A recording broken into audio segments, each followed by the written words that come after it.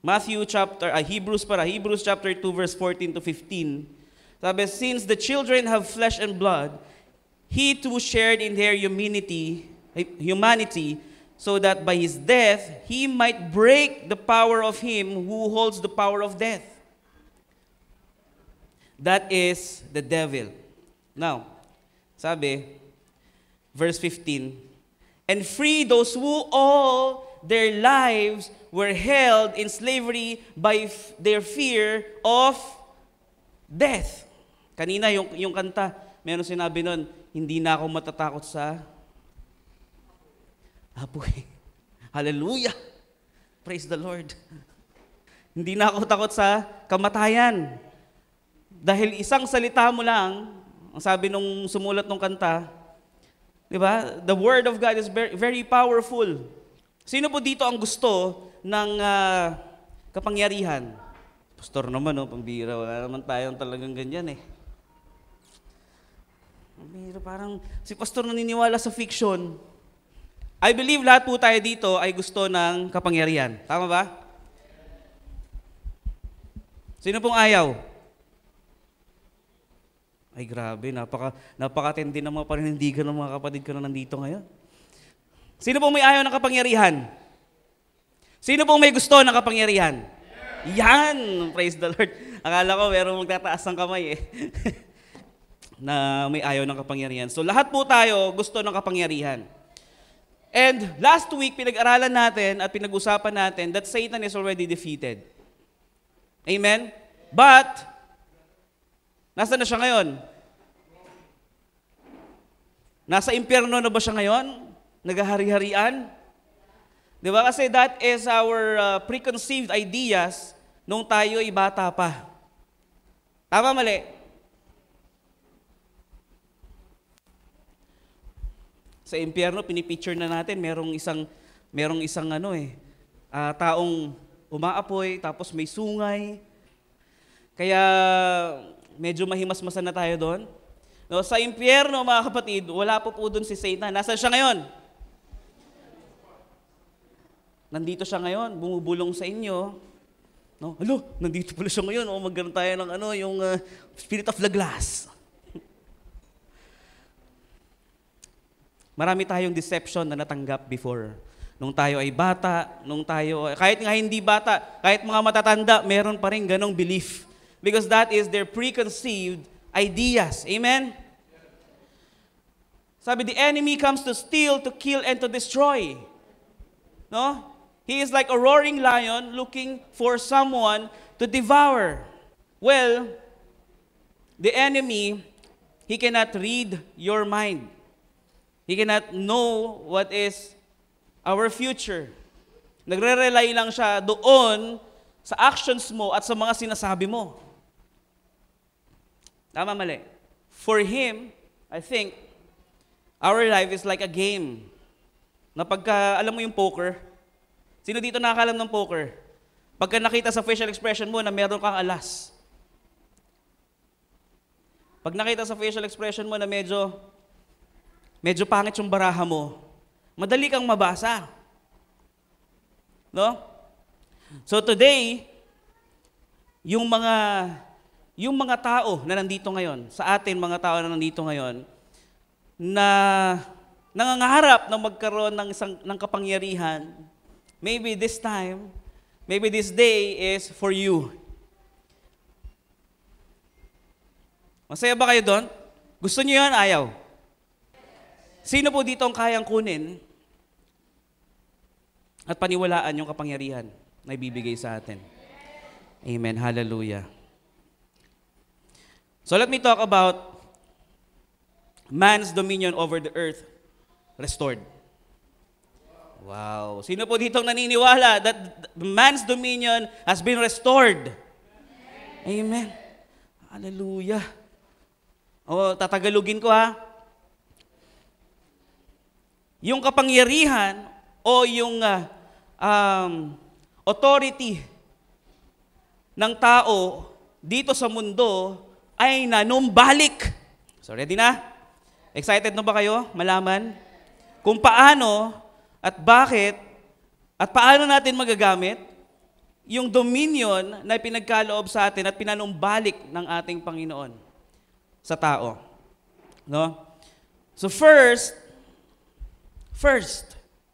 pag-usapan natin the original plan of man's shared dominion or for man's shared dominion. This was the original plan.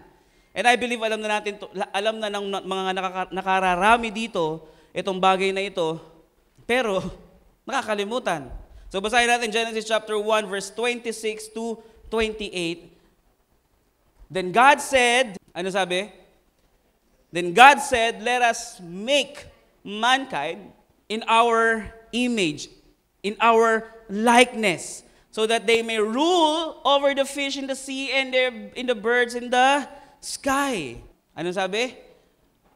Let us make or let us create mankind after our own image, our own likeness. Ibig sabihin, kawangis. Katulad tayo ng parang nagdadalawang isip ng iba, no? Alam mo, that's the problem. If you don't have the confidence of who you are, parang urong-sulong tayong Kristiyano. And I believe, matagal na natin pinag-aaralan to, hindi lang po ito unang beses na nabasa natin itong verse na to. But sadly, pag tinatanong ko, o pag tinatanong namin mga pastor, sino katulad natin? Si Diyos? Si Lods? Si Lord? Malino naman sinasabi. Wala pong blasphemy doon sa sinasabi natin. Amen po ba? Kung sasabihin natin, hindi, pastor, ang sinasabi doon, ang kawangis natin, may ilong, may bibig, may mata, may flesh. Are you sure? Kung pagbabasihan natin ng physical appearance, X na yun. Tama, mali. Hindi natin kawangis ang Diyos physically. But spiritually, yes. Again, then God said, sino nagsabi? Abay, hindi pa rin sila naniniwala kahit sinabi na sa verse. Then God said, sino nagsabi? Yan. Yan po yung confirmation na gusto kong marinig sa inyo. No? Para malaman ko talaga natututo at nakikinig kayo. Pagka nagtatanong po ako at walang sumasagot na gano'n, ulit-ulitin ko. Okay ba yan? Sabi, ano daw? Let us make? Ulitin ko. Sino nagsabi? God. Ano sabi? Let us make? Sino yung mankind? Hindi pa.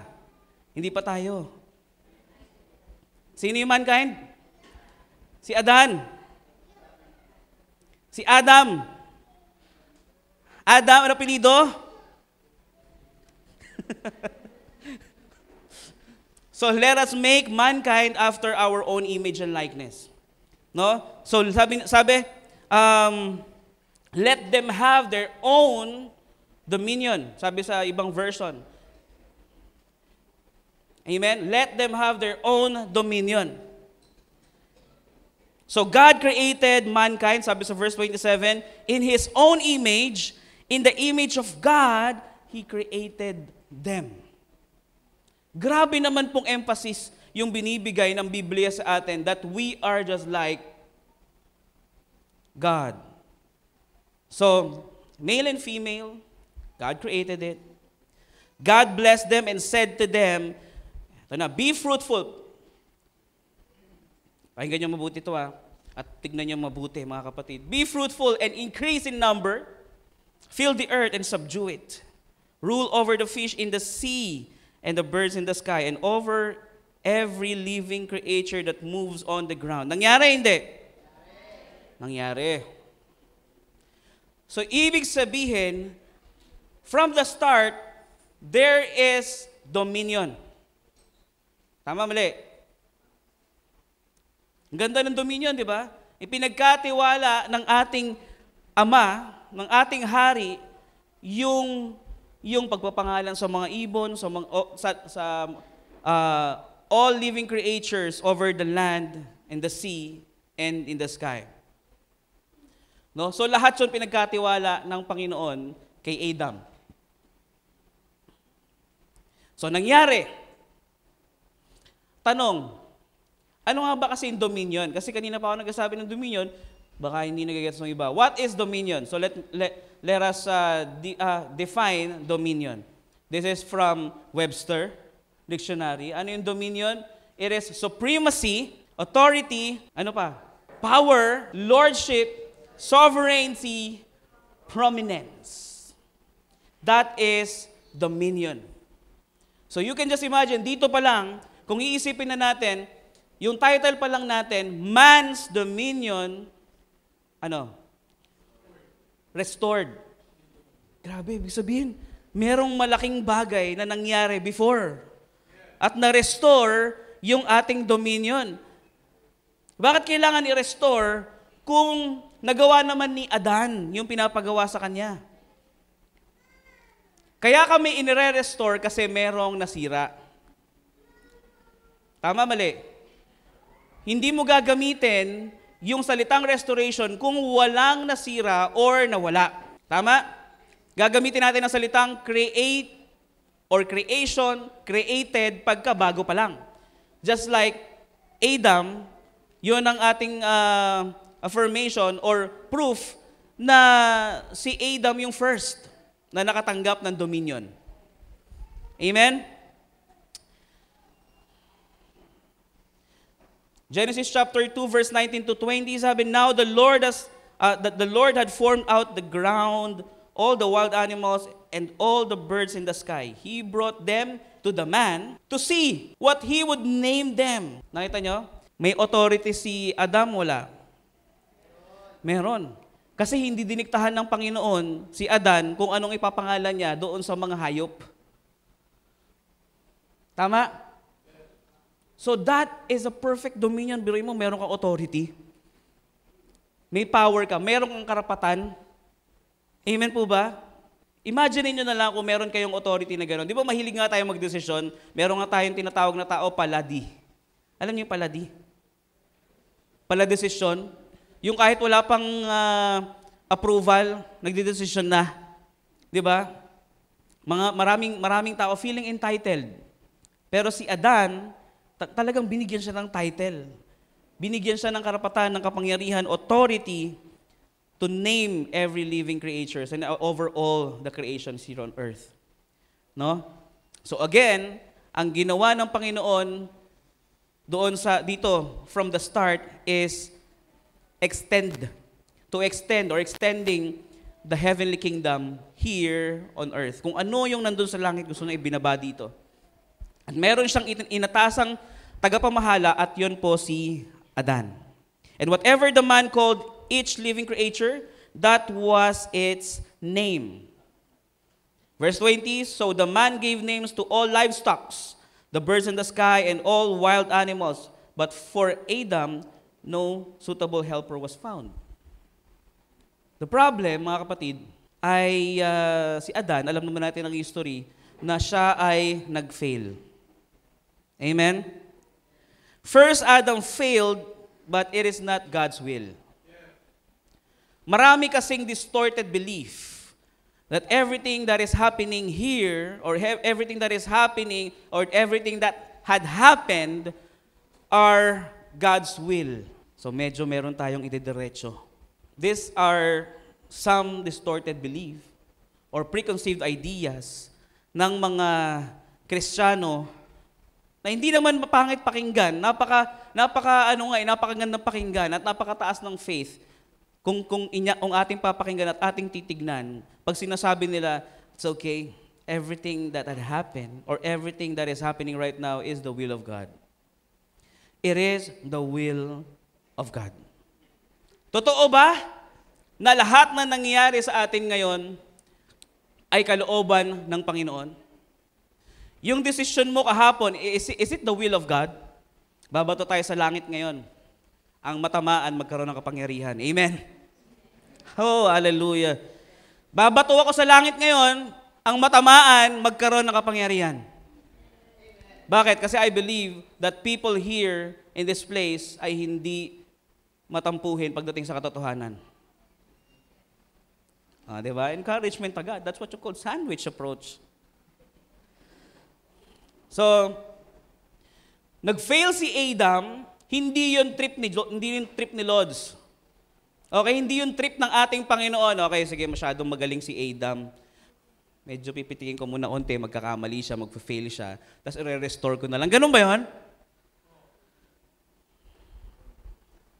He is just so powerful. God is so powerful, mga kapatid. Alam niya lang talaga kung anong mangyari sa future. Pero hindi niya pinlano yung pagkakamali ni Adan. That is very harsh. Kung iisipin natin yung nangyari kay Adan, pinlano ni Lord, harsh yun, mga kapatid. Napaka pangit sa image ng ating Panginoon. God is a God of love. Bakit nagkamali si Adan? Bakit nagkamali si Adan? Ang binasa natin kanina, sabi, he brought them to the man to see what he would name them. Ibig sabihin, binigyan niya ng free will ang tao at ng authority ang tao at tinitignan niya kung anong gagawin ng tao. Ano bang gagawin ni Adan? Ano yung papangalan niya dito sa ibon? Ano yung papangalan? Ibon. Ano yung papangalan niya sa aso? Di aso, di ba? So ano yung papangalan niya dito sa lumalangoy na ito? So again, it is because of our free will. Kaya meron tayong mga sufferings, no? It is because of our free will. Sa decision mo ba, sa tingin mo, sige, aminin natin at sa hindi, madalas, araw-araw, decision natin na susunod. Hindi tayo ginawang robot ng Diyos na nakaprogram, ito gawin mo, magpangalan ka ng tao. Magpangalan ka ng mga nilikha. Lahat yan, pangalanan mo, program. Hindi po nilikha ng Diyos ang tao ng ganon. Dahil gusto niyang magkaroon ng extension dito sa heavenly kingdom, ng extension ng heavenly kingdom dito sa mundo, binigyan niya ng free will at ng kapangyarihan ng tao magdesisyon ng kanyang sarili. Pero meron siyang bilin. Amen? But the thing is, nag-fail. No? Sa example, mga kapatid, bibigyan ko kayo ng mga example na yung mga pagkakamali ng mga naunang tao sa atin at mga naunang mananampalataya ay hindi plinano ng Diyos. No? Bagkus siya pa ngayon nagpapaalala eh. Tama ba, mali? Siya pa nagpapaalala. Do this, do that, do that. Diba? Abraham's acting through Hagar and producing his son Ishmael. Will ba ng Lord yun? It is Abraham's decision. Tama, mali? Si Saul, as king of Israel, will ba ng Lord? Decision niya yun eh. Gusto niya kasi. Tama? Si Samson, di ba yung mga Samson? Si Samson, yung pinili niya na Palestinian, na asawa. Will ba ng Lord John? Ang ganda ng will ng Lord sa kanya.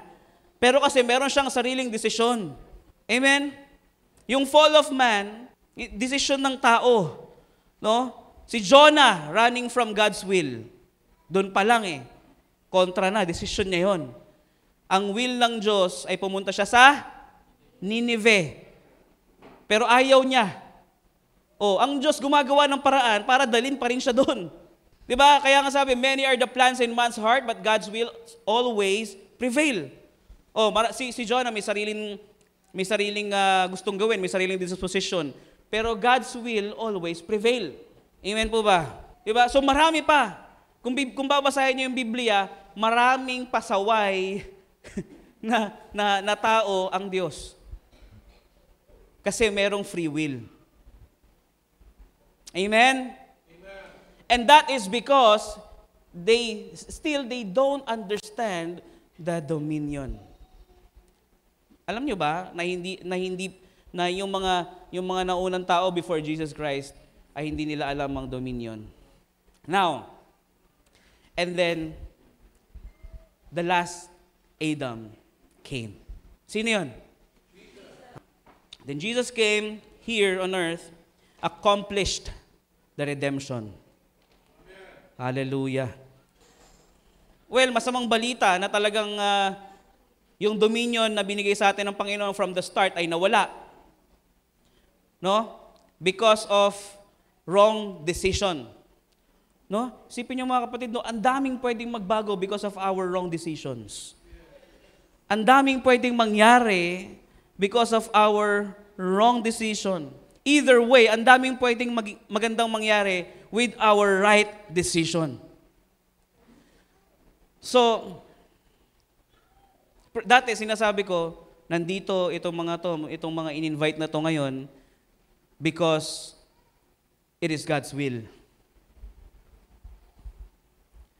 Nandito sila ngayon because you have decided, tama? Nagdesisyon kayo, sige, sasama na nga ako. So, silang tatlo nagdesisyon, sumama sa'yo. In-invite mo, meron silang rights tumanggi. Tama, mali? In-invite kayo, nagdesisyon ka to go here. That is our free will. Tama? Kaya yung sasabihin mo, hindi ako makapunta ng church kasi parang hindi yata will ni Lord. Di ba? Bakit hindi will ni Lord? Kasi grabe schedule ko sa work eh. Kasi grabe ganito eh. It is still our decision. If we are going to give up something for God. Di ba? Oh, hallelujah. So ito na, Jesus accomplished our redemption. Kaya praise be to God, for Jesus Christ is our Redeemer. So Hebrews chapter 2 verse 14 to 15, since the children have flesh and blood, ito yung binasa natin kanina, He too shared in their humanity. Mismo si Jesus Christ. No? Ito lang po yung tanging sagot eh. No? Na magkaroon ng lamb for us. To redeem the dominion. Amen? Isipin mo mga kapatid, every event na nangyari sa Bible is very important. Every details. Kung babaliwalain natin, mi-miss natin yung katotohanan. Tingnan nyo. Nung si Jesus tinutokso ni Lucy, kilala nyo si Lucifer? Nung si Jesus tinutokso ni Satan, sabi niya, nakikita mo ba lahat? Lahat na nakikita mo na yan, mapapasayo yan. Lumuhod ka lang at sumamba ka sa akin. Sabi ni Satan. Tama ba? Gawin mo ngang tinapay itong batong to, sabi ni Satan. Ang daming counter-answer, ang daming counter-attack ni Jesus doon eh. Hindi lamang sa tinapay na bubuhay ang tao. Tama? Oh. Paano, sa tingin nyo ba, paano kung ano, pwede naman sana i-trick ni Jesus sa'yo? Okay, akin na yan. Oh, pero hindi ako luluhod sa'yo, be.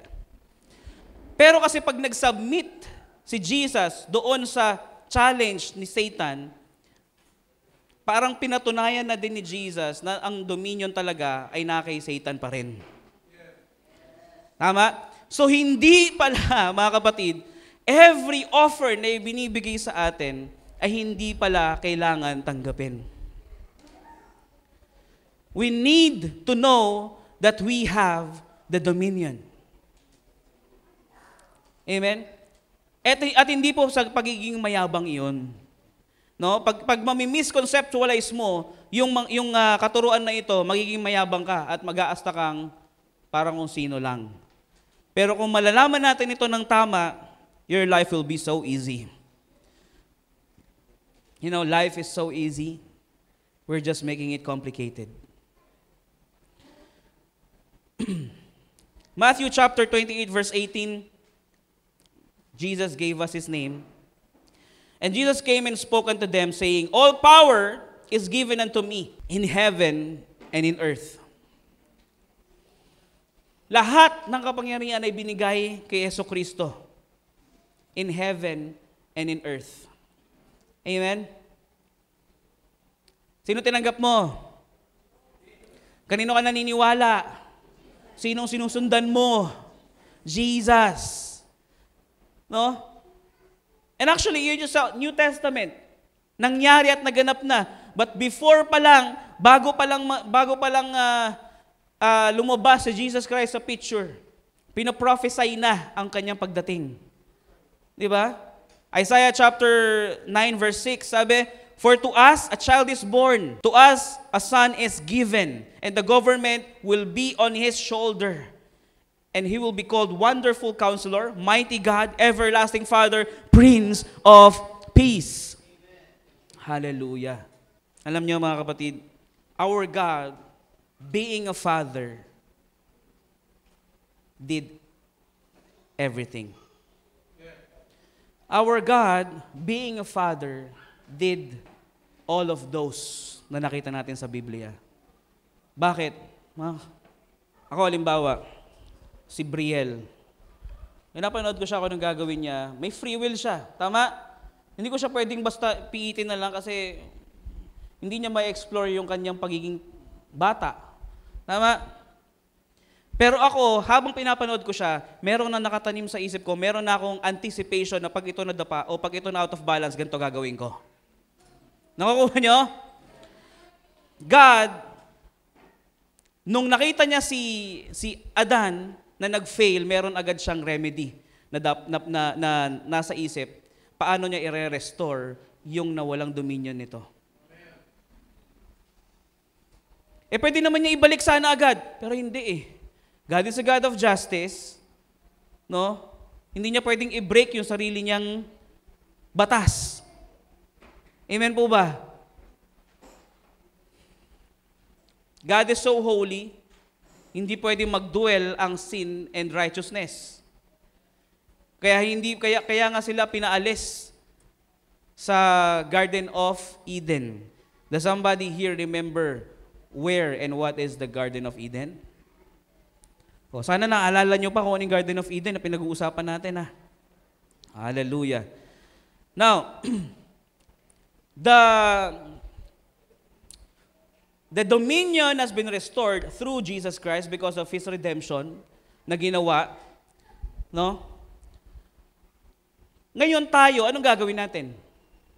Bilang tinanggap natin siya, anong kailangan natin gawin? Bakit binalik pa ni God the Father yung dominion na nawala, na pwede naman sana niyang hayaan na lang at gagawa na lang siya ng bagong Adan? Pero pwede naman sana. Di ba? Reset na lang natin. Reset button. Tapos reset na lahat. Ayos na ulit yung timeline. Pero hindi eh. Hindi niya pwedeng i-abolish yung sarili niyang creation. Ganon katindi. At sasabihin natin, bakit ba ganon? And who can fathom the infinite wisdom of God? Amen? So ang kailangan natin gawin is to be a vice-regent of God. No? Ano yung ibig sabihin ng vice-regent? O di parang vice president, parang ganun. Vice chairman, vice ganda. Di ba? Kanyang kanang kamay, tagapamahala. Amen? Kailangan niya talaga eh. Gusto niya. Gusto ng Panginoon i-restore yung kingdom niya dito sa lupa. Amen po ba? At sino po dito naniniwala na makukuha natin yung dominion sa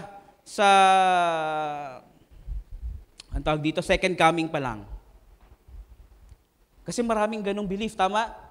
Yung pagdating ni Jesus Christ sa kanyang second coming, tsaka parang tayo magkakaroon ng power and authority. Hindi eh. Hindi po ganon. No? The moment Jesus Christ born here sa mundong ibabaw, the redemption, the dominion has been redeemed and restored. No? So ngayon pa lang, meron na tayong dominion. Meron na tayong authority. That's why He gave His name. Kaya nga sabi niya, all authority has been given to me over the earth, over heaven and earth. Di ba? So, ibinigay niya sa atin yung kanyang pangalan.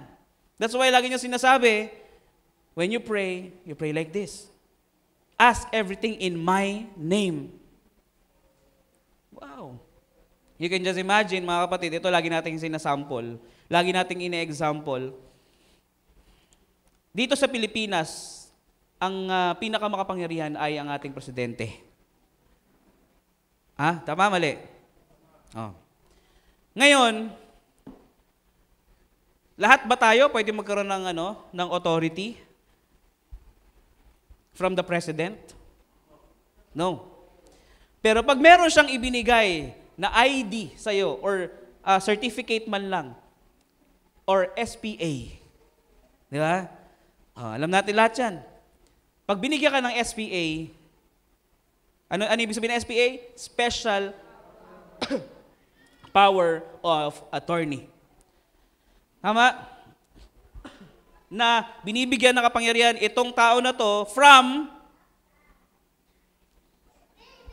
a certain person, na kung sino yung may kapangyarihan talaga for that certain area. No? So, isipin mo na lang kung meron kang SPA from the president,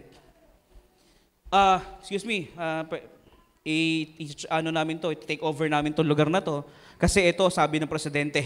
May magagawa pa ba yung kausap mo? Wala na, kasi may SPA ka na eh. Tapos may order na. May final decision na. Hello? So, hindi po magkakaroon ng dominion ang tao ng siya lang. Kailangan ng kapangyarihan ni Jesus Christ. Kaya nga, when we declare in Jesus' name, kasi that is the authority given to us, the name of Jesus. Hello? The authority given to us is the name of Jesus. Ngayon, kung nakikita na sa atin yung pangalan ni Jesus, and that's the time, you can say that you have the dominion back to you. Amen po ba? So, hindi po totoo yung kasi walang saysay na pumunta pa sa Jesus dito first. Yung first coming ni Jesus, wala ng sense kung hindi naman pala na-restore yung dominion na nawala sa atin. Di ba? Kung sa second coming pa lang mare-restore yung dominion sa atin, hindi na sana pumunta si Jesus Christ dito nung una, sayang oras niya. Sayang panahon. Tama? Pwede naman isahan na lang pala eh. Kung sa second coming pa pupunta, bakit may second coming pa? Di sana first and last na lang.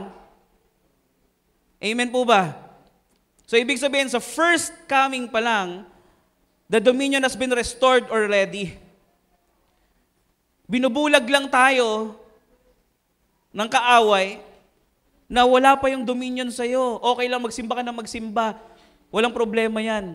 Ang mahalaga naman kasi sa demonyo o kay Satan is the dominion. Yun lang naman ang ayaw niyang makuha mo at maintindihan mo. Kaya okay lang magsimba ka na magsimba. Di ba? As long as you don't understand the authority na ibinigay ng Diyos sa iyo at hindi sa akin, okay lang. Amen po ba? Hallelujah. May natututunan po ba tayo? Gusto niyo ng verse dun sa tayo ay ginawang rulers ng ating Panginoon. Sabi sa Psalms chapter 8 verse 6, you made them rulers over the works of your hands. You put everything under their feet. Diba? Hallelujah. So kailan nga ba? Laging tanong eh. Marami nagdidebate pa nga dyan eh. Kailan ba natin makukuha yung dominion? Diba? Ang sagot is now. It is now. Sabi mo sa katabi mo, now. Now! Simula nung pagdating pa lang ni Jesus, binigay niya na, ibinalik niya na. Matthew chapter 16 verse 18 to 19, tingnan niyo ha. And I tell you that you are Peter. And on this rock, I will build my church, and the gates of Hades will not overcome it. I will give you the keys of the kingdom of heaven. Sabi mo, pag binigyan ka ng susi ng Panginoon, kunyari ako may-ari ng bahay, ito susi, punta ka sa bahay, may authority ka na nun, tama? Walang pwede mag-question sa'yo. Bakit ka papasok? May susi ako eh. So binigyan na tayo ng authority ng Panginoon. From His time, from the time of Jesus Christ pa lang, the authority, the dominion was back. Hallelujah. Now, whatever you bind here on earth shall be bound in heaven. Whatever you loose on earth shall be loose in heaven. Grabe namang authority yon mga kapatid. Ano? Grabing dominion yon. Kaya nakakatakot eh. Kaya nga power depends, no? Sa mga sasabihin ng ating bibig. Kaya nga mag-ingat po tayo, lalo na't alam na natin ang ating status bilang isang mga tagapasunod ng ating Panginoon, mag-iingat tayo sa lahat ng ating sasabihin. No? Kaya nga sabi, be slow to speak, be slow to become angry. Di ba? Kasi pag ang bilis natin magalit, madapa ka sana. Madapa ka. Di ba yung mga immature, mamatay ka na. Mamatay ka na. Di ba? Hindi pala maganda 'yun. Tapos pag nahimasmasan ka, tapos nakita mo yung nanay mo, yung kapatid mo, umubo lang ng isang beses. Ay, naku po, sorry Lord, binabawi ko na. Ayoko pa siyang mamatay, di ba? Di ba may mga ganong instances tayo? O kaya nga sabi, be slow to speak and slow to become angry. Because the dominion has been restored to us, mas matindi na. Mag-ingat na po tayo. Ngayon, mga kapatid, paano natin magagawa yon? No? Oh, wait, but before that, meron pang isang ibinilin sa atin ng Panginoon. Matthew chapter 28, verse 19 to 20, ano sabi? Therefore, go and make disciples of all nations, baptizing them in the name of the Father, and of the Son, and of the Holy Spirit, and teaching them to obey everything I have commanded you. And surely I am with you always, to the very end of the age. Ibig sabihin, up until now, God is with us. Emmanuel. Kaya nga sabi, be confident. No? Tingnan mo yung tingnan mo yung command ng ating Panginoon, yung commission niya sa atin. Go with authority, di ba? With confidence. Hindi siya nagdalawang isip, you may go and make disciples of all nations. Maybe you can baptize them. Di ba? Medyo konyo, no? Pero hindi may authority, and that is a command. That is our greatest commission. Go and make disciples of all nations, baptizing them. Again, binigyan tayo ng seal. In the name of the Father, and of the Son, and of the Holy Spirit. Yun yung seal natin, selyuhan natin sila when we are baptizing them. Amen? So, matindi po ang iniatang sa atin na responsibilidad. No? Now, paano natin i-dominate itong buhay na ito sa mundo? Hindi ko alam, baka mamaya mag-ano ako dyan, may nakita kang trend, o may nakita kang bus. In Jesus' name, stop. Di ba, tatawid ka ng kalsada. In Jesus' name, stop. Parang hinahati mo yung dagat, di ba? Tumatawid ka sa EDSA. So, hindi po ganon, no? We must dominate with vision. You cannot dominate if you don't have vision, mga kapatid. Sabi sa Proverbs 29, verse 18, where there is no vision, the people perish. But he who keepeth the law, happy is he. Ano ibig sabihin ng perish? Once again, yung tinuro ko ng Wednesday, wala dito yung iba. Ibig sabihin ng perish ay hindi mamatay. Ibig sabihin ng perish ay loss of self-discipline. Okay? Wala kang vision, you will perish. Kaya nga, nawalan kami ng vision. Nawalan ako ng vision. Kaya ako tumataba, hindi lang basta nagkakalaman, lumalaki yung tiyan ko. Medyo sinasabayan ko yung asawa ko sa paglaki ng tiyan niya para hindi siya ma-insecure. Yun lang po talaga yon. Ngayon, pag nanganak siya, kawawa naman ako iwan, di ba? So, pag wala kang vision, you will lost self-discipline. No? Yung lahat na lang gagawin mo. Kahit ano gagawin mo. Tama, mali.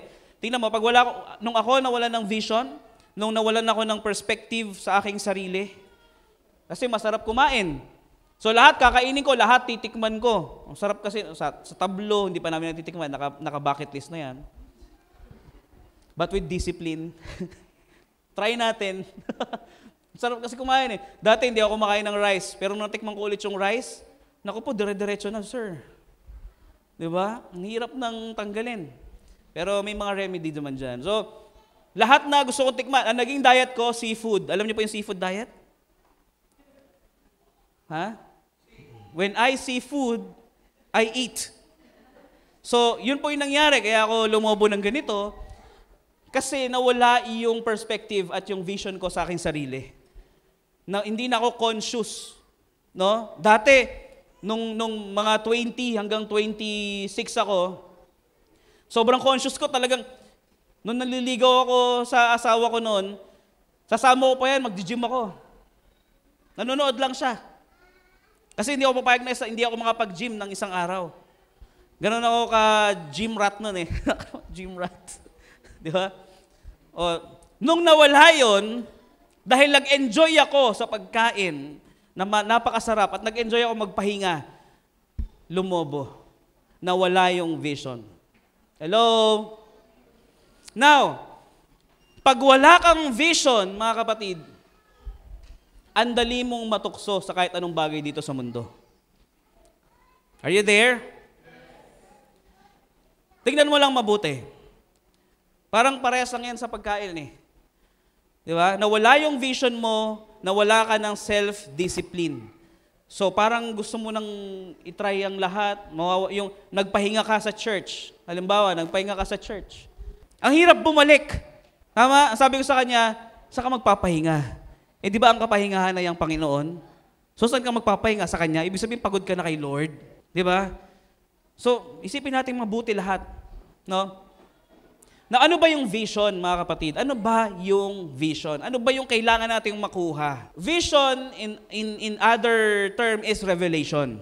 Okay? Pag walang revelation, sa ibang version, yun yung sinabi, where is no revelation, my people perish. So, ibig sabihin, pag wala kang revelation na nakukuha, you will live easy go, lucky. No self-discipline. Kita nyo mga kapatid, I will give you an example of the first revelation or the first vision na ibinigay ng Panginoon. Yung verse 28 ng Genesis chapter 1, sabi, God bless, yung binasa natin kanina, God bless them and said to them, be fruitful and increase in numbers. Is that a vision? Ano sabi? Be fruitful. So, hindi na tayo maguguluhan kung saan tayo kukuha ng vision at revelation. Kasi a vision that is created by your own understanding is not actually from the Lord. Mahirap pa rin yun. Vision that is not actually from the Lord ay mahirap. Mahirap pag double vision. Tama?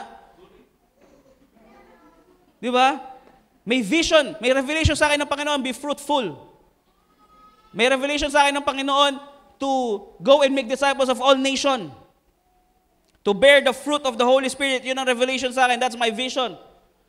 Pero may vision din ako, meron akong pangarap, may goal ako na ganito gagawin ko, ganito, ganyan. Diba? Doon po, yun po pinakamasakit at pinakamalungkot na bagay sa isang Kristiyano. Pag double vision. Sabi, you cannot serve two masters, either you will hate the other and love the one. Tama, mali? So, hindi ka pwede mag-serve ng dalawang master mo. Ibig sabihin, the dominion is just one. Hello? Single. Singular. Hindi siya tinawag na dominions. Okay? Huwag kayong maguguluhan. Ang sabi ng Panginoon, ang other term for dominate is mastery. Ibig sabihin, mga kapatid, merong pinagkaloob ang Diyos sa atin, sa mga buhay natin, that we need to master. And you will dominate it. Hello? Amen? Tingnan nyo mga kapatid. Every talent na binibigay sa atin, that is a gift. Tama? Now, kung yung talent na yun na-discover ko at hindi ko minaster, I have no of value. Di ba? Pwede ko ba sabihin drummer ako pero hindi ko minaster? Oh, sa banda, anong kinukuha? Kumuha ka ng drummer, ng gitarista, yung singer pa. Di ba? Pagka bumubuo ng banda, ang kinukuha, mga specialized or mga skilled talagang musikero. Tama? At ang pinapahawak sa'yo kung ano talaga yung skill mo. Amen po ba? Oh, pwede ba sa isang banda, kuha tayo ng kuha tayo ng drummer, yung marunong din mag-bass tsaka mag-gitara. Bakit? Kaya niya bang sabay-sabay gawin yun? Pag maghahanap ka ng gusto mo mag-design ng bahay mo, ang inahanap mo ay architect. No? Pag naghahanap ka ng magde-design ng structure mo, civil engineer. Pag gusto mo matibay, civil engineer. Electrician, pwede ka bang kumuha ng, pagka mag-layout ka ng electricals dito, kukuha ka ng civil engineer at saka ng architect para maganda tignan? Di ba hindi? You will choose somebody na alam yung trabaho at expert doon. Tama? Dahil, mga kapatid, maraming tao ang gusto maging successful. But, kokonti lang po ang gusto ng value. Magkakaroon ka rin ng value pagka meron kang isang bagay na master mo, and that is your dominion. Pag nadodominate mo ang isang bagay, doon ka nagkakaroon ng value. Tama, mali? Hanap tayo ng hanap tayo ng architect nga, di ba? Ng arkitekto. Tingnan niyo mga kapatid, pirma pa lang, bayad na. May value eh. Kasi college pa lang, hirap na siya. Nag-board exam pa. Tama? Mag-engineer. Nag-aral yan, ilang taon? 5 years. Tapos nag-board exam pa. Minsan hindi pa nakukuha sa isang take ang board exam. So grabing sufferings, grabing paghihirap niya just to master that career. Tapos babaratin mo. Di ba? Pero, kahit anong gawin yung pagbabarat sa kanya, hindi bibigay kasi may value siya. Alam niya yung value niya. Alam niya yung kanyang mastery. Hello? Now, if we are going to apply it spiritually, mga kapatid, kung mamasterin natin yung mga inuutos sa atin ng Panginoon, love your neighbor as you love yourself, love your God with all your heart, mind, and soul, with all your whole being, love your God. Lagi mong ginagawa, minamaster mo. May value ka, wala? Meron. Diba? Ano po ang tingin nyo sa mga pastor, mga speaker, na hindi alam ang kanilang sinasabi? May value, wala? Wala eh. Tama? Pero pag nakita niyo yung pastor, yung speaker, yung teacher, alam niya kung ano sinasabi niya. He is dominating what he is teaching. Hello? Nakukuha niyo na yung point? Nagkakaroon ng value. Yung tingin mo sa kanya, tumataas. Kaya nga hindi ka pwedeng magkunwari na mataas-taasan value ka, pero jack of all trades ka naman. Tama? Binabayaran ako dahil sa kung ano ang mastery ko. So God will compensate you based doon sa dominion na meron ka. Wow, hallelujah, purihin ng Panginoon. Kaya pala ang daming Kristiyano hirap na hirap kasi hindi nila alam kung anong gagawin nila sa buhay. Tama? Hello? Ang sabi ng Panginoon, the Lord is our portion. Tama, mali? Sabi sa scripture, the Lord is our portion. Hayaan niyo yung mga pagans. Diba? But the Lord is your portion. Amen. Ang hirap maging portion ng Panginoon kung hindi mo na ma-master yung mga prinsipyong binigay niya. Wow! Hallelujah. Kaya pala ang dami nagbabackslide kasi sabi, God is my portion, pero ba't hindi ako nakakompensate? Kasi hindi mo naman master yung ginagawa mo. Paano ka papasweldo yung na empleyado mo kung nag-apply ka ng mason, pero hindi ka naman pala mason? Hello? Are you there? Nandyan pa ba kayo? Naintindihan nyo? Paano ka matatawag na tunay na Kristiyano kung umibig lang, hindi pa natin magawa? Amen? We need to have dominion over where? Love. Dahil pag na-master mo yung love, hindi mo na kailangan sabihin, meron na akong fruit of the patience. Pastor, meron na ako ng ng fruit of the Holy Spirit eh. Meron na ako ng gentleness eh. Meron na ako ng self-control eh. Mahal mo ba si kapatid na ganito? Ay, yun pala ang wala ako, yung love. Alam mo, banggitin mo na lahat ng character na tinukoy doon sa fruit of the Holy Spirit, but without love, it is just hypocrisy. At mawawala lahat yun sa isang ganun lang, pag nagulat ka lang eh. Tama, mali? Hallelujah. May natutunan po ba? So mahalaga po na maintindihan natin, mga kapatid, that our vision comes from the Lord. Every command and every commission na binigay sa atin ng Panginoon, yun dapat ang mangyari. Amen? Now, may bonus yan. And ito po, dito tayo magtatapos. Ang bonus nun, pag ginagawa mo yung vision na binigay sa ng Panginoon, na binigay sa atin ng Panginoon, our greatest commission, to love, to make disciples, and everything, all of that, magbibigay ng vision ng Panginoon sa'yo for your life here on earth. Bakit? Ang sabi niya, I came here to give you an abundant life and live it to the fullest. Amen? Hallelujah. So wag po kayo matatakot. Have the confidence to do what is the vision na binigay sa atin ng Panginoon. May natutunan po ba ang tao? Sino po dito ang restored sa umagang ito? Yung dominion na ibinigay sa atin has been restored in Jesus' name. Amen. Hallelujah. Maaari po ba tayong tumayo at tayo po yung manalangin?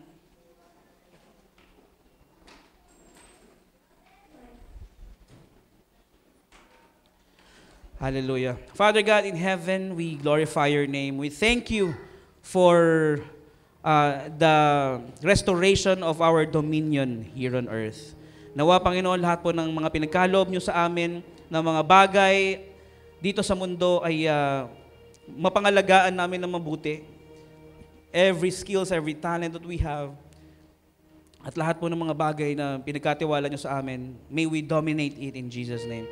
Lord, we will decide to apply and to use your dominion na binigay sa amin. Lord, I declare victory and prosperity in the life of these people in the name of Jesus. Amen.